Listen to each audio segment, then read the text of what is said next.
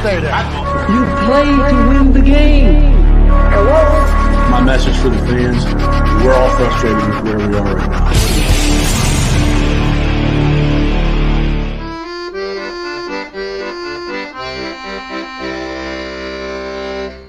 Jets, Jets.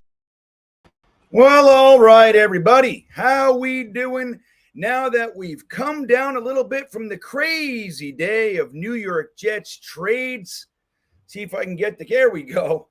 I'm Green Bean. Welcome to a little impromptu special edition, a little check-in, if you will. I want to check in with everybody, see how we're doing. Let me see I don't know what's going on with this mic.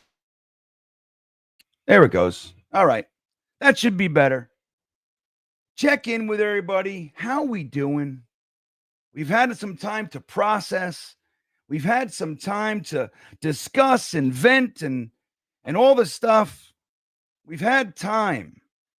So we want to see how we're doing. I'll tell you how I'm doing. It's a weird thing. You know, it's like today I'm going to show you something.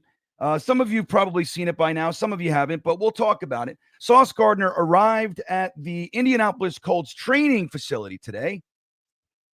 And you can't help it. You can say whatever you want about value and, ups and downs of players and how effective they are and all these kinds of things.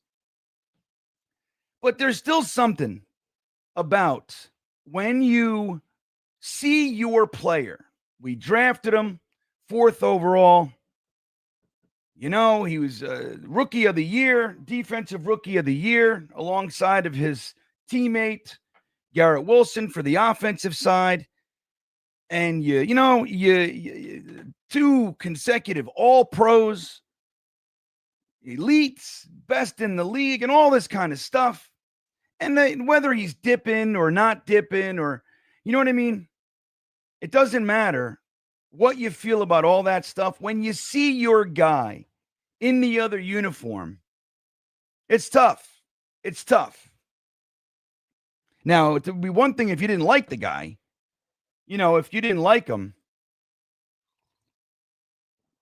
and you were like, couldn't wait to get rid of him. Like, for example, a lot of us felt we couldn't get rid of Zach Wilson quick enough, right? Like, so we got to this point. And, by the time Zach was finally traded, it was like, oh, thank goodness, thank goodness for that. But this is different. Number one, we didn't expect it. So it's been 24 hours, a little bit more, obviously. Let's call it 26 and a half, 28 hours or so. That Sauce Gardner was a Jet, and then he's not. We all heard the news. It came, crashing into our lives. We don't have no idea what's going on. And so it's tough. It's a tough thing. All of a sudden, you start to come down from the emotion. You go, wait a second. That's my guy. And he's wearing blue and white, and he's practicing with them. So let's see what's going on in here. Jonathan says hello. What's up? Good to see you. Alan Dodds is in the house. Here we are with a mountain of draft capital. Can we trade back and draft 53 guys in one offseason? Maybe. Well, years ago, we did that one.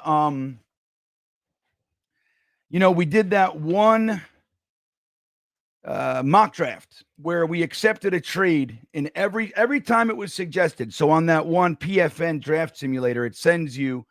It's the trade suggestions, the offers. So we took an offer, and every time it was that was extended to us, we took it. And by the end of that, we had over the next year and two, we had 60 something picks over the next year. And we took so many players. It was unbelievable. It was 30 players and 30 picks. Let's call it. It was crazy. So I don't know how much you can do with all that, unless you're just going to completely gut the whole place, keep trading back and do everything. But obviously that's not real. But you can accelerate this process. So you don't have to keep, a bunch of players that you don't want. You don't have to get stuck with all these guys. Like you can make moves, and you're limited in some. You can't get everybody you want and all that stuff. But at the same time, you don't have to go to into the season with a bunch of players that you don't like. You can make moves, and if you're aggressive and you really got your nose to the grindstone, you can get a lot done. A lot more done than sometimes we think. You say, "Oh, it's hard." You can make moves. You can do stuff. So who else is here with us? Alan Dodge and Jonathan are here. We got Daniel Berry in the house. Sports highlights, man. Happy Wednesday to you. Mitt Flair's in the house. What's up, buddy? This team just took a nuclear bomb off the cheek. What the fuck is going on? Yeah, I know, right? What happened? And then, there was another trade. Did you guys hear about this? There was another trade at the last minute. We traded for a cornerback. Obviously, we needed one now to replace Sauce Gardner. We got rid of, you could say what you want, but about whether you thought he was or wasn't elite or whatever. But we get one of the better cornerbacks in the NFL, got rid of him, and we brought in somebody to replace him. What's his name? Jazir. What was his name? Jazir something. But I'll tell you what, the trade package, guys, the trade package, and Jets in the house, was a 2028 conditional seventh round pick. So not a 26, not a 27, a 2028 conditional seventh round pick.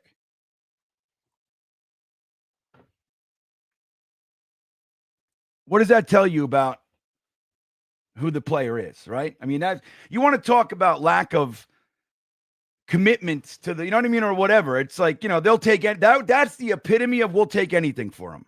We just want to get something for this guy. We're going to cut him or whatever. A 2028 conditional seventh round pick. So if in the next 2 years or so he's not on the roster or something, they won't get that seventh, something like that. It's crazy. So we got other news. Joe checking in says, I heard Quincy Williams got benched in the last game. Quincy Williams informed us today that the Jets told him that he had lost his starting job. What does that tell you? They said that he had been regressing since training camp. Now, look, when you allow your emotions to get involved, and you can go, this is crazy, how the disrespect, blah, blah, blah, blah. You can do all this stuff. You can think it, you can say it, you can feel it. But the truth is, have we or have we not been complaining since week one about missed tackles? Have we not? We have. Quincy Williams is a linebacker. Quincy Williams and Jamian Sherwood, by and large, are the two linebackers that are on the, we have a 4-3 defense, but we run a lot of nickel. So it's a lot of time. It's a 4-2. There's two linebackers on the field. Those guys, up until when Quincy got his shoulder injury, those guys are Quincy Williams and Jamian Sherwood, both of whom we've watched slip. Now, you can give them the little bit of leeway and say, the new defense and all the stuff, right? Okay, sure. But at some point, when it's just you and the ball carrier, and there's no scheme or anything comes into play anymore. It's you and the ball carrier. That's it.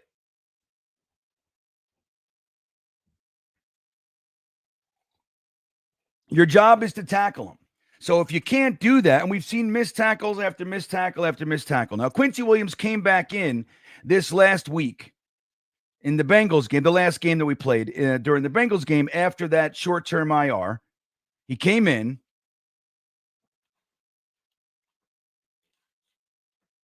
And he played well, right? I talked about it a bunch, that initial drive, the opening drive from the Bengals. Quincy Williams had two great plays to stop them from getting into the end zone, which forced the field goal. So, I mean, he was playing. He had his impact. You could see it. He was flying around. He's like a heat-seeking missile. That's what we like to call him. But a lot of time, he's a heat-seeking missile that doesn't hit the target. And then, we see him 1 week, he's all over the place. The next week, he's nowhere to be found. So he's very inconsistent. And I'm going to tell you what I see happening. And this is just completely my thoughts on the matter. I don't have any proof or whatever, but Quincy Williams, while he cut out his own role, right? He made his own name and all that stuff. Big Brother's gone. And he's if you got to, be square, out of the two guys, the bigger name is Quinnen. So Big Brother's gone. There's no need to, there's no more feelings involved, man. We think you've been slipping. You're missing tackles all over the place. The defense is whatever it is, and you're a fucking middle linebacker, man. And they're running up the middle and the whole thing. There's no more protection here from Quinn. We're not worried anymore about upsetting Quinnen or any of that stuff. Now, maybe that doesn't apply. Maybe it does. I don't know. But that's what I see. That's what I see. Tony the GM checking in. What's up, Tony? He says, Jets have 2 players left from the 21 draft. Sherwood is the veteran. So who is it? We have AVT, and Jamie and Sherwood. Remember, that was Zach Wilson. We all know. AVT, who would still be here. He's a hit. The guy, as far as the talent and NFL caliber play and all that, it's like there's no questions about it. But what his problem is injury, and this is the 3rd season that we lost. The 3rd time we've lost him for the season in 5 years. That's dude.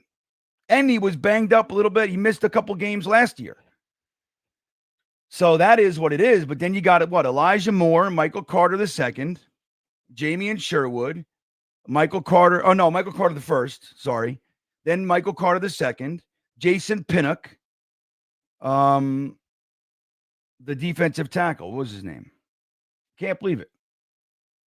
But that guy, the guy at the end of the round, the end of the draft, the perfect 10 RAS score. And there were plenty of players we liked, some of whom are still playing. But whatever.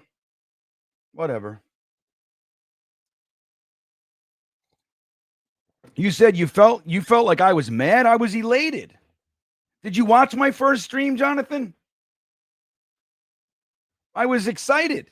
Now, combine that with, though, the Jets. I mean, look, dude, when you talk about the Jets, I've been saying this for years, is that they're not really a football operation, guys.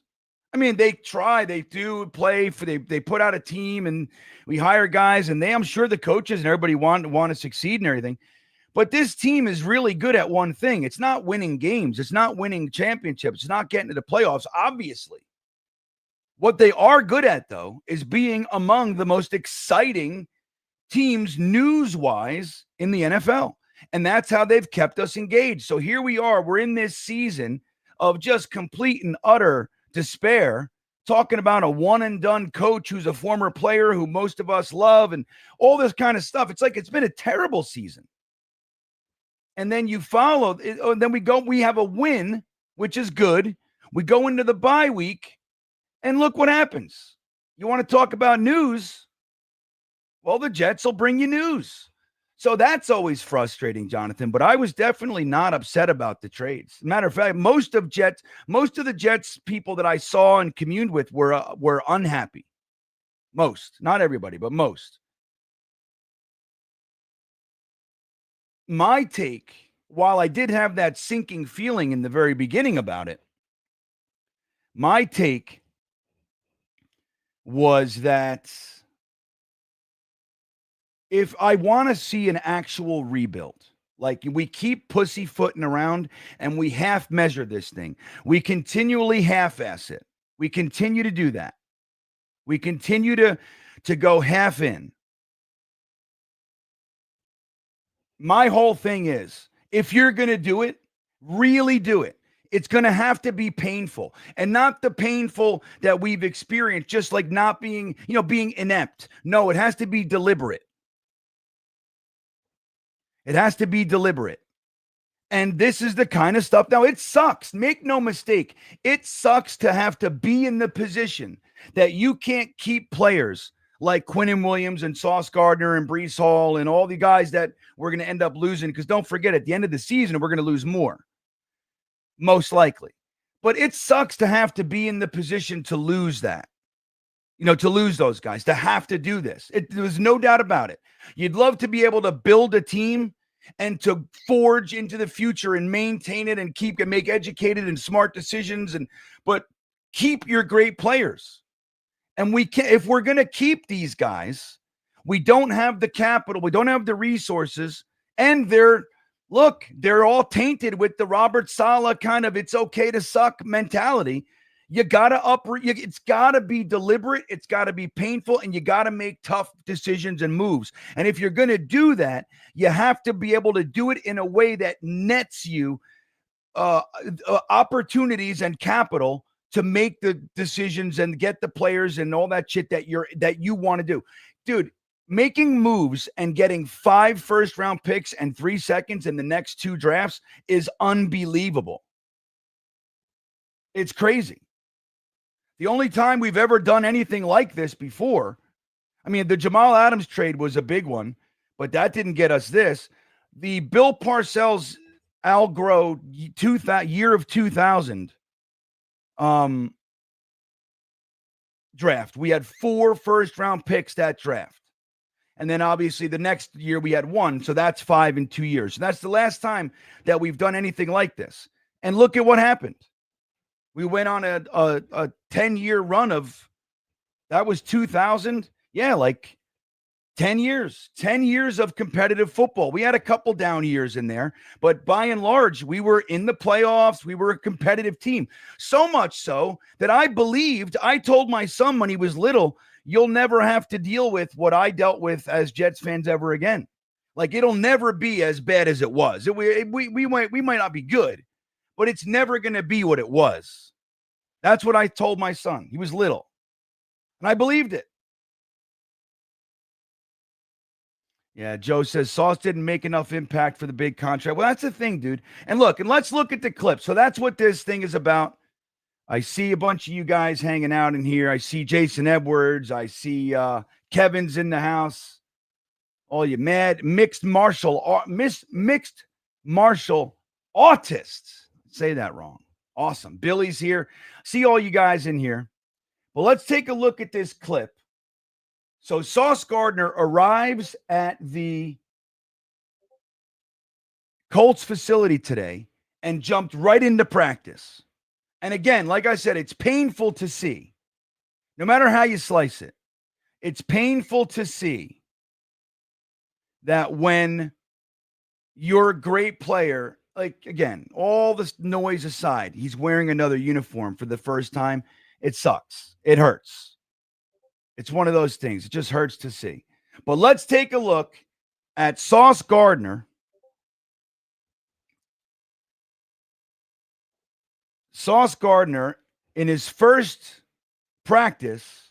This is the rep. So let's see Sauce Gardner in his first practice. Okay, this sucks to watch, but watch the whole thing. Make sure that you focus. Okay, here we go. There he is, number 1.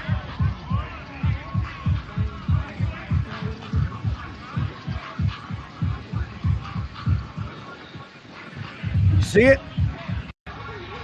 Watch it one more time for you guys. Come on. So it's a little sugar.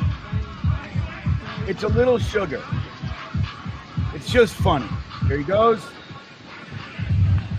All right. Did you guys see it? So it was funny in the Beanbagger Discord, which is where I first saw this. Somebody posted it in our Discord. They said I didn't believe it was Sauce until the end. Until the end. So you see it. Now, again, like, it's just like yesterday when we all started looking at, we saw the A.D. Mitchell, who was a part of the trade for Sauce Gardner. We saw A.D. Mitchell burning Sauce. There was that one play in a game where A.D. Mitchell was on the field. Sauce was in coverage, and A.D. Mitchell fucking straight up burned him hard. Would have been for a touchdown, but he ended up being short, and he got tackled by Clark at the 1 yard line. So when we look at things and go, oh, Sauce doesn't give up a touchdown. Well, he gave up that one. It just didn't end up being in a touchdown. So again, it's not to say that A.D. Mitchell is a better player, prospect, all that shit than Sauce Gardner. That's not what we're saying, but it's fun that it's out there. Like, okay, these guys was just traded, and when they went head to head, this is what happened. It's just a funny thing to see. Now this, like I said, it's painful to see Sauce in a uniform that's not ours. It's painful. He's ours up until yesterday. One of our greats. But it is funny that in that rep and his first practice, it's just a pass and Sauce Gardner's right there and he jumps, which is weird. There's no reason to jump. And he drops the ball, which is the issue, right? That a lot of people have with him. It's that when we talk about the impact that Sauce has, he's a lockdown cornerback. So a lot of times the lockdown cornerback doesn't get challenged. So it's weird with them because they don't have those flashy stats that maybe somebody else does, because what they're doing is shutting something down. So that's actually a positive, right? And then you look at QBR against and all that kind of stuff. But Sauce Gardner, one thing that he has not done for us in the 4 years we've had him, he has not provided us with turnovers. Okay, just doesn't do it. And he's had a few opportunities. One pops into my head against Dallas, I think it was, or one in Green Bay too, where it was a pick six.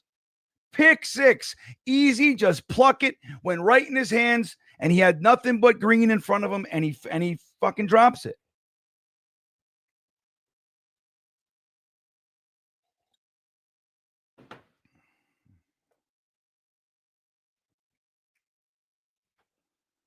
Let's play it one more time for all you guys just checking in. So again, for us, it's just not, it's fun. It helps to soften it a little bit. It's sugar for the whole situation, right? If you're in pain, it doesn't mean anything really. All right. Doesn't mean he's not going to cover well for them. It doesn't even mean that he's not going to turn around in their defense and somehow be put in a position to make picks. We don't know. But it's funny. Here he goes, Sauce Gardner. He's there. He wants to show off, right? He wants to show up in the right way. Of course, he's a man, big name. There it is. He just can't catch it, man. Just can't catch it, guys. You know what I mean? You want to see the A.D. Mitchell. I don't know if I just don't know where that one is. Let me see here. Let me see if I could just find it this way. Hold on. Wait.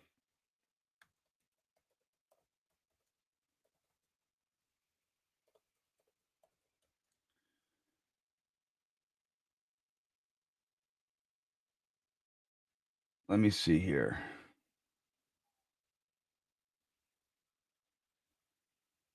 I'll try to find this for you guys real quick. Yeah, here. I think this is it. I think this is the one. I'll show it to you in a second. Okay. Hold on. All right, hold on. Everything's so crazy. No, I don't want to sign up right now. All right, here we go. So this is Sauce Gardner and A.D. Mitchell. So that's what we call getting burned. Like, look, Sauce was in coverage. Let me go back. Wait, hold on. I want to go back to the very beginning. So you can see, from the line, A.D. Mitchell gets him with the initial move, right? Boom. little bit of traffic, not much, but Sauce is burned straight up on a shallow cross. Look, what's this one? This is the Sauce got burned tape. Let's watch this. This is exciting.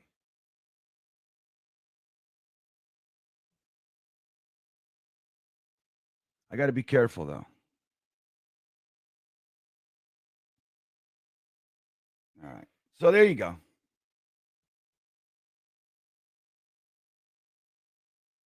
We'll watch this one more time. Where'd it go?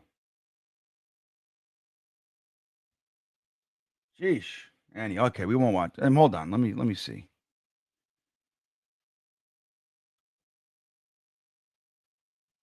I don't know what the hell I did. I'm like, something's wrong with my brains sometimes. What are these guys doing? They're yelling about the Jets.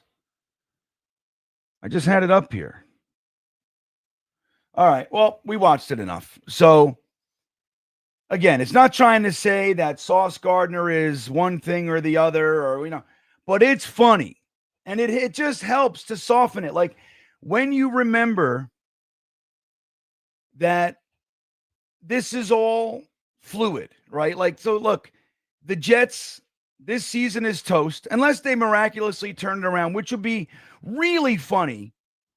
And it would be exciting and it'd be fun. Like, it'd be really funny if the Jets can somehow, you end up trading Sauce Gardner and Quincy Williams and Michael Carter II, and then you turn around and you end up popping off a bunch of wins. Wouldn't it be fun? It would. I think it'd be fun. But I doubt it. Even if we get a win, like if we beat Cleveland, we're probably going to lose to the Pats. And you know what I mean? Like, there's nobody that like we're above. Like you look at a team, go, we should beat this team. Now, Cleveland's a good matchup because the quarterback is, their quarterback situation isn't all that good. So, who knows? But their defense is, they still got some studs over there. But man, you just remember, like, if we're going to do this, if we're going to actually do this and really change the culture, and we're going to really try to, this same old Jet thing, like Aaron Glenn says, he hates it. He hates the same old Jet thing. Hey, buddy, so do we. The only time we liked it is when Rex Ryan flipped it after beating the the Patriots in the divisional round of the playoffs in 2010. He said, same old Jets back in the AFC Championship game. Outside of that comment, the same old Jets thing has been a thorn in our side, a stick in the ribs for years, and we all hate it. But if you're going to actually change this thing, it's just like on a smaller degree. Well, let me complete my sentence. It's going to be painful. So like a smaller degree, look at when Eric Mangini came in and he traded John Abraham. And he traded Jonathan Vilma. You remember? The next year. Now, John Abraham went on to have a great career. Jonathan Vilma went on to have a great career. Doesn't mean that they were great players. I believe Quincy Williams will go on to succeed in Dallas. I believe that Sauce Gardner is going to do great things in Indianapolis. That has nothing to do with it. But what Eric Mangini did was he came in and he looked at the team. Remember, we were 4-12, I think it was, the year before Mangini. And we actually got to trade Herm Edwards. You guys remember this? The Jets are crazy, dude. Our team is nuts. So we had Herman Edwards. We're in and out of the playoffs, all this stuff. We end up sucking. And we trade our head coach to the Kansas City Chiefs. We get Eric Mangini, who comes in. He trades, and you could say Tannenbaum. It was Eric Mangini and Tannenbaum. But they trade Jonathan Abraham, which was like the craziest thing in the world, dude. He was among the best pass rushers in the NFL. And we trade him, which was a gut punch. But what does he do? He uses our pick, 4th overall, to draft our left tackle for the next 10 years. And then he uses that pick that we got for John Abraham to get the great Nick Mangold. So the next 10 years, then the next year, he uses his second round pick to bring in David Harris, who was a stud. And in Mangini's defense, Harris played more, had more of an impact than Jonathan Vilma, who was fucking great. Jonathan Vilma was great. David Harris was better in our defense. And he was great too. Shorter career, but fantastic. Dude, great player. But what we did there was we took it on the chin, and you realized work needs to be done. And we can't fool ourselves like, well, these guys are great. Parcells did it too. He came in, he had that 1 year, he evaluated everybody. He got rid of fucking Adrian Morrell, who we loved, Neil O'Donnell, who didn't really cut him, traded Hugh Douglas, who we loved, continued his great career for the Philadelphia Eagles for another 8 years. But he came in and he took some of the names that we thought were going to be part of the future. Jeff Graham, not great, but very, very good wide receiver. And he got rid of all of them. Bobby Houston, remember? The linebacker. Replaced his ass with Brian Cox. So that's the whole thing. Like, you gotta, sometimes, guys, you just gotta, you're not going to get past it without pain. That's the truth.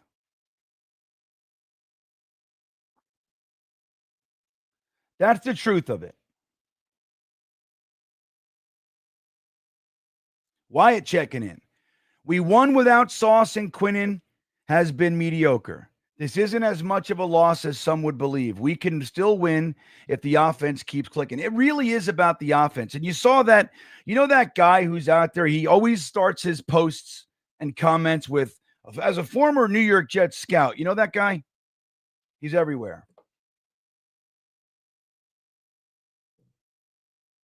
Well, he has a really good post that was out there today. And he said, to him, it seems to be that the Jets are finally looking at this idea that defense wins championships and throwing it in the garbage. Even though Aaron Glenn's a defensive guy and our organization overall is that we're a defensive team.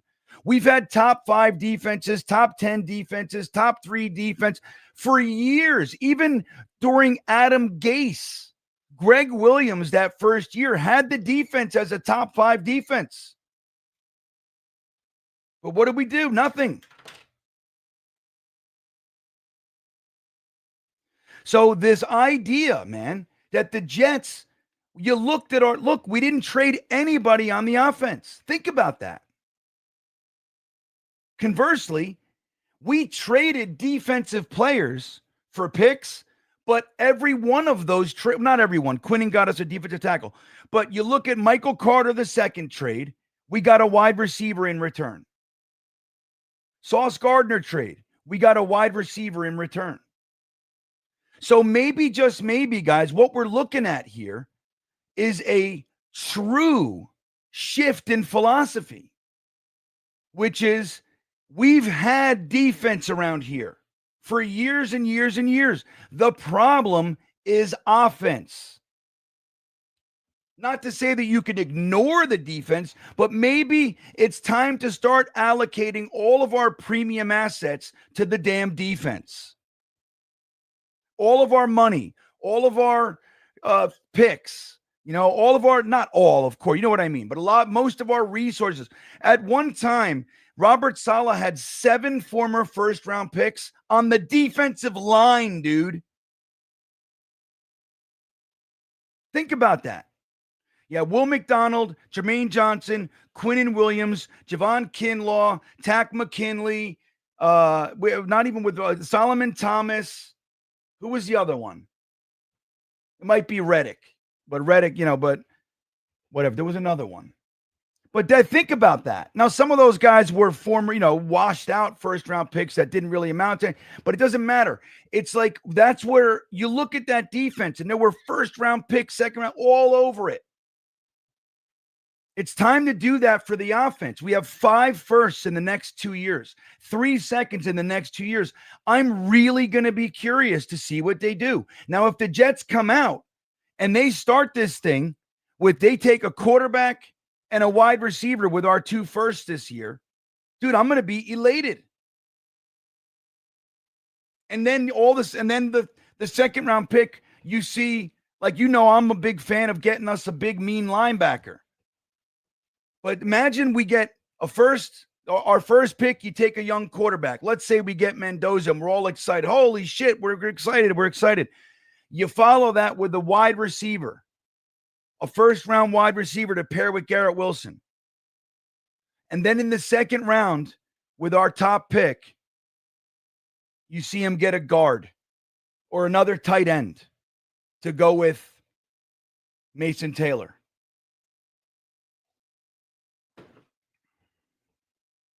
Wouldn't you be ecstatic? Holy shit. Like, it is high time that this organization shifts focus and starts becoming an offensive team. Enough is enough. We have shown it time and time again. We have walked into this league with a top 5 defense and lost games 10-6. Jonathan Francois, our buddy, checking in. Just tuned in. What's your takeaway from yesterday? Mine is Glenn has the keys, and I don't feel good about it. Hope I'm wrong. Better hit on the quarter. Yeah, see, I think that maybe the first part you're right, but I do feel good about it. I feel like some decisions have been made. Like, look, there's this mindset right now. Like, I don't trust these guys with the first pick. I don't know where that's coming from. Like, every organization that we've hired some loser coach, not a loser, but some unproven first-time rookie coach, usually with a new GM, first-time GM. And that's who you trust with your picks. Aaron Glenn coming in here and identifying, right? Look, he took the first 8 games. We're 1-7. And he looked around, like I talked about last night on the panel. Dude, he said in a post-game press conference, I forget which game it was, but he said in a post-game press conference to the world, we have a mentality around here that as soon as something doesn't go our way, the mentality is, oh no, here it comes again. Here we go. He said, I have to change that. So he said that was like week 3 or 4, maybe Tampa, maybe whatever. But he said that shit early. We have a mentality around here that as soon as the going gets tough, they want to quit. And that's Robert Saleh, dude. That's Robert Saleh, who is really excited. You can't contain him when shit's going well. When we get a big sack, he needs somebody to physically restrain him from running on the field. When shit's going bad, he stands there and stares into outer space. We've seen it time and time again. And we've asked him, why aren't you holding guys accountable? His response was, what do you want me to do? Make them do push-ups? He didn't believe in it. It's fine. It is what it is. But these guys, they have that mentality. Like, dude, why do you think Garrett Wilson looks so pissed off all the time? Because he doesn't have that. He's furious. Like when Aaron Glenn wasted 40 seconds and went into the half without trying to get points. He's like, what the fuck are we doing? Why aren't we trying? Because Garrett Wilson is not a loser. Garrett Wilson fights on every single play. You see him yelling at his coaches. You see him arguing with people. You see him fighting with Aaron Rodgers. You see it because he wants to win. And he's looking around at a bunch of guys who are quitting.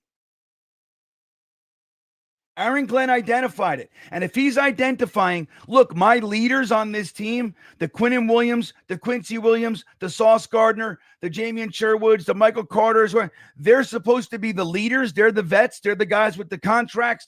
And they're not rallying the troops. They got to go. It's just that simple. And so to me, Jonathan, we don't know what the future holds. They could totally blow these 5 picks. We could look at these 5 picks and 3 years ago. What a waste. We could. But it doesn't look like that to me. They took Membu and Mason Taylor with the first 2 picks. I love both players. I think they look fantastic. We're about to see what their third-round pick, A.Z. Thomas, looks like. I'll tell you that. We saw a little bit of him, but we'll get a nice little test sample size of him over the next, 8 weeks, 9 games, whatever the hell it is. But they look good. The trades that he's made, they look good. Brownlee trade, great. Briggs trade, great. Phillips trade, fantastic. I love all these trades. Like, they look good to me. So to me, Aaron Glenn having the keys and being like in charge of the personnel, it's fine with me. It's fine with me. Dude, give him the team. Let him fix it. The guy actually, he's a Jet. He actually gives a shit. Let him do it. Let him do it. Why put handcuffs on him? You know what I mean? Like, dude, if we're going to let him do it, let him do it. He's sitting down with Woody and he's saying, buddy, I'm just going to tell you, I know we love Sauce. I know you got the matching fucking diamond necklace. No, the guy's not a leader. I need leaders. We're paying him $31 million. He's a great player. He's a great guy. He works hard, but he's never going to rally the troops. He's never going to get us turnovers, and he's just going to do his job. That's it. He's not worth it. I need somebody here. I need to take those resources and I need to devote them and reallocate them to somebody that's going to fucking put in more than that. That's what I need. It's time to let go of the emotional shit. We all love Quinn and we all love Sauce. We all loved Michael Carter II until recently. He just kind of fizzled. You know what I mean? They got to go. And this next year, Quincy's gone. He's going to be gone. I don't know what the plan is for Sherwood. And I love Sherwood. I've been pounding for Sherwood since rookie year. Love Sherwood. But, dude, if he's not part of the solution, go. Get these guys in here like a Brownlee that comes in and goes, man, that's not how we're doing it. We're doing it like this. You want guys that are going to play till the whistle and at the end of every play and through the whistle, really, and till the final whistle. You want guys that are going to do that. Nick Mangold did it. DeBrickashaw Ferguson did it. Mo fucking Lewis did it. Marvin Jones did it. Wayne Corbett did it. That's how they played, dude. That's how those guys played, and that's why we were good. We have a bunch of losers. We have a bunch of guys that, dude, the last 4 years, we were soft. It's over. It's done. All right, so this was a little special thing. We're going to jump off. I'll do a couple comments. I got to go. We're doing in the Beanbagger Discord. I'm a couple minutes late. We are watching tonight. We get together every other Wednesday in the Beanbagger Discord. If you want to join, the link's in the description of the video. Tonight we're watching the classic game, Chad Pennington versus Peyton Manning in the playoffs in 2002, I think it was. So we're going to rewatch that game together and have ourselves a good time. Wait a minute. Yeah, I'll do a couple comments. So Sauce has no ball skills, great cover, man, but he doesn't change the game. Well, that's just it. Like, he's as good as it gets. But, dude, like, you look at the difference between him and Revis. Revis, dude, well, he'll pluck that ball. You know what I mean? Yeah, you know it. Wild Chew. Glenn definitely told Woody that Sauce isn't the guy. It's the truth. And he had to tell Woody, like, look, man, I know if you want me to change this thing for real, we're going to have to do things that are going to hurt. But I'm telling you, if you're going to do it, getting 5 firsts in the next 2 years, or let's call it what it is, getting 3 additional firsts and a second, and then some late round pick swappy stuff and all that shit, getting some young wide receivers in here in the meantime, see what they got. Instead of watching Lazard and all this, we get to watch A.D. Mitchell and Mechie, see if they got something for our future. Shit, man. Imagine next year, we go in with a brand new quarterback, high pedigree quarterback, Garrett Wilson, a first-round wide receiver, and A.D. Mitchell as the 3. You know what I mean? It's a totally different thing than what we trotted out this year. and last year for that matter. And the year before, when Robert Saleh and Joe Douglas kept Jason Brownlee and Xavier Gibson as the 4 and 5 wide receiver. We had 2 rookie undrafted free agents on our 53. Anybody who wasn't upset by that is ridiculous. I was like, are you kidding? I get the emotions for Hard Knocks. I get it. This is bullshit. This is complete bullshit. E-Boogie checking in. E-Boogie, stop holding me up, buddy. We got to be over there on the thing. E-Boogie's in the beanbaggers. We'll be hanging out with him tonight. Jets are removing the sensitivity in the locker room for bloody knuckles Jets players. That's it, dude. You've heard me say that term for years. Bloody knuckles. That's what we want. When we're looking at guys in the draft, all things are equal, whatever. You want a guy who's willing to put it all on the line. What I like to call bloody knuckles players, or just straight up, I want football players. I want guys that eat, sleep, and breathe the game of football. I don't care. I don't want them to care more about their stats or all. I don't want it. I want guys, again, the example I use all the time is the linebackers go down and we don't have one, and Aaron Glenn's looking around and the running back says, I'll fucking do it. You know, one of those guys. I don't care if it's not my position. Put me in, coach. One of those guys. That's what I want. I know I'm not a linebacker, but I know how to play. Put me in the damn field. And they give it everything they got. That's what you want, man. That's what you want. Remind you guys about the amazing offer from the one and only Sleeper. Sleeper app. Got a great deal for you. If you think you know the game of football, you can turn game day into payday, my friends. Download the Sleeper app and take advantage of this all new download or new signups will get this $20 free entry thing that you can sign up without a deposit necessary and join the app. See what it's like. When you like it, then you're going to use the promo code GREENBEAN and get that 100% match on your first deposit up to $100. They're going to double your deposit of $100. It's amazing. You can win up to 100 times your money. Sleeper makes it easy. More stats, more information, more community than any other fantasy app on the market today. And that's why we love Sleeper. It's why the Beanbagger Fantasy League is there. It's why the TalkinJets Pick'em League is there. Sleeper is the place to be. Take advantage of that offer. Promo code GREENBEAN. The link is right in the description of this video, way up top for you. Nice and easy. Thank you to Sleeper for hanging out with the Green Bean people. Boy, oh boy, do we love it. So, guys, with all that said, I'm going to get out of here and jump into the Beanbagger Hangout. Again, if you want to hang out with us, nice and easy. The link to that's in the description, too. It says, join the Beanbaggers. Come on in. The water's fine. I love you guys. Have a great night, and I will see you. I might even do a show tomorrow. We'll see. I like throwing in quickies so we can get some quality time together. You know what I mean?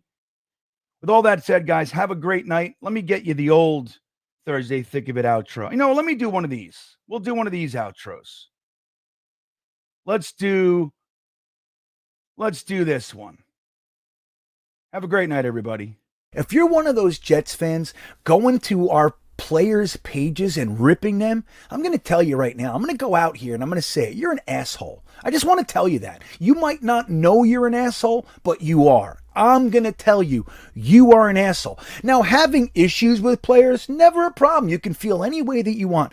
But going to our own players' page and calling them names, fat, you're a bust, whatever it is, dude, that is absolutely outside of the normal paradigm of being a fan. You should not be doing that. You are an asshole. Okay? I'm not going to waver from that stance. That's where I stand. You're an asshole and you shouldn't be doing that.